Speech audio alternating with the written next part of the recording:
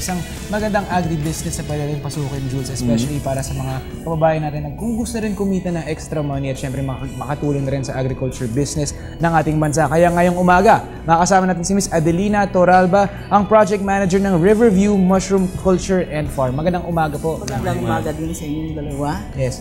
Ma'am, siguro bigyan niyo muna kami ng konting background tungkol sa inyong pagiging production manager nga po dito sa Riverview Mushroom Culture and Farm po. Ang Riverview Mushroom Culture and Farm na nasa Pinagsanghan, Maragondon, Cavite ay tinatag ng MPV Investment Properties and Holdings Corporation, kung saan para sa kapakanan ng mga informal settlers na nasa Patungan, Barangay Patungan, sila ay ililipat doon sa Pinagsanghan. Okay.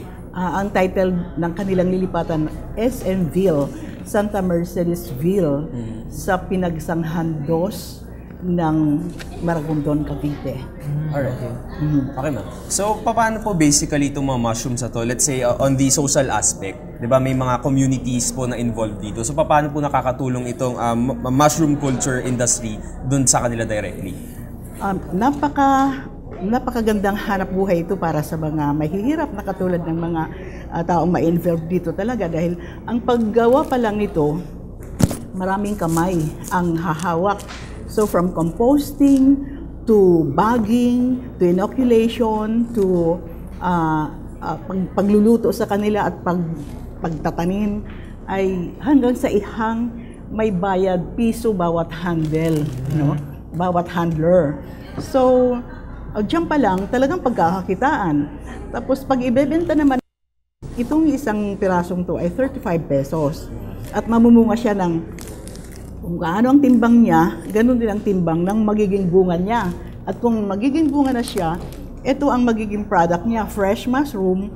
At kung marami na hindi maibenta, i-dry, at mas malaki ang presyo ng dried mushroom kaysa fresh mushroom. So, talagang pagkakakitaan siya ng mga taong may involved dito sa programang ito, Yes. mushroom culture. Ma'am, sa programa na ito, I'm sure, syempre sa ating bansa, kumbaga agricultural country tayo, marami tayong pwedeng makitang ibang mga agricultural products. Pero kayo po, ang nakita nyo po ay dito po sa mushrooms. Bakit po mushrooms ang inyong napili? First and foremost, inano kasi siya sa bayan namin. Nagmula yung aking kaalaman dito sa mushroom. Kasi one town, one product ng aming bayan, yung Municipality of General Mariano Alvarez. So, kailangan matutunan na ako. Kaya nag-put up ako ng mushroom farm doon at itinulong ko ang programa sa Municipal Government of GMA. Tapos, yung tungkol sa mga products, sa community lang namin ipinalaganap para maintindihan nila at matutunan ang pagkain ng mushroom kung saan napakasustansya nito. Alright, ma'am. Since nabanggit yun ng masustansya itong mushroom, syempre, Sandro, mas maganda na mas malaman natin, lalo na ng mga boss natin, ano ba yung health benefits po ng mushroom? Okay, babasahin ko ang health benefits kasi sabi, the good news, this food is low in sodium and very low in saturated fat and cholesterol. It is also good in a source of protein, thiamine, vitamin B6, folate, iron, magnesium, zinc, and manganese, and a very good source of dietary fiber. Riboflavin, niacin, pantothenic acid, phosphorus, potassium, and copper. Anti-cancer siya. Micro, yung nag-aano siya ng atmosphere, parang anti-pollutant siya. Okay. Ma'am, ito po, kumbaga sa mga mushrooms po, alam natin na may ibang klase ng mushrooms. Dito po, ano po ang klase ng mushroom na fino-focus on natin? Ito ay oyster mushroom.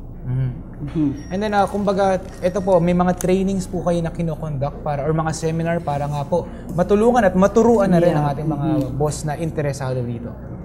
Nagkakanda kami ng training. Actually, mayroon kaming 8 trainings na nagdaan para doon sa mga taga-barangay Patungan at nakapag-produce kami ng 81 persons na marunong nang gumawa ng mushroom paggawa nito at tungkol sa mushroom culture. Actually, 1,500 per head per day ang charge ng iba. Amin, very low lamang dahil gusto namin makatulong talaga. At sila din ang in-employ namin doon sa aming mushroom farm na itinatag ng NPV. Ma'am, since nabanggit nyo rin kanina no, na one town, one product ninyo itong mushrooms mismo. But paano ko po kung interested din yung sa ibang mga towns, paano po makipag-ugnayan sa inyo? Tapos yung trainings po ba na kinoconduct nyo on your community, pwede nyo rin po ba siyang ilabas sa town ninyo? Yes, pwede, oo. Okay, so yung LGUs, paano po yung ugnayan sa inyo nun? Kasi mayroon kaming scheme na kung paano. Okay. So, ibibigyan na lang namin yung scheme namin kung paano na in-house talaga sila at ang kanilang produkto, iuuwi nila. Alright. Ma'am, siguro baka meron na lang tayo mga mensahe para sa ating mga boss na nanonood ngayong umaga na interesado rin syempreng matuto ang pag-grow ng mushrooms nga po. At nakikita naman natin sa inyong naikwento na napakalaki ng pwede natin kitain sa pagpoproduce nga nito. Baka may mensahe lang kayo na isipabot. Okay. Para sa mga interesado na magkaroon ng pagkakataon na mag-involve dito sa agribusiness na to, pwedeng maging grower na lang. Grower ng fruiting bag. Bibili na lang ng fruiting bag, 35 pesos per bag, ihang nila sa grow house. So hintay na lang nilang mamunga. Kung sila interesado lang dito sa bunga. Okay. Alright, at yan, maraming salamat sa inyong na-share sa amin ngayong umaga. That was Miss Adelina Turalba, ang production manager ng Riverview Mushroom Culture and Farm. Thank you po for your time this morning. Thank you.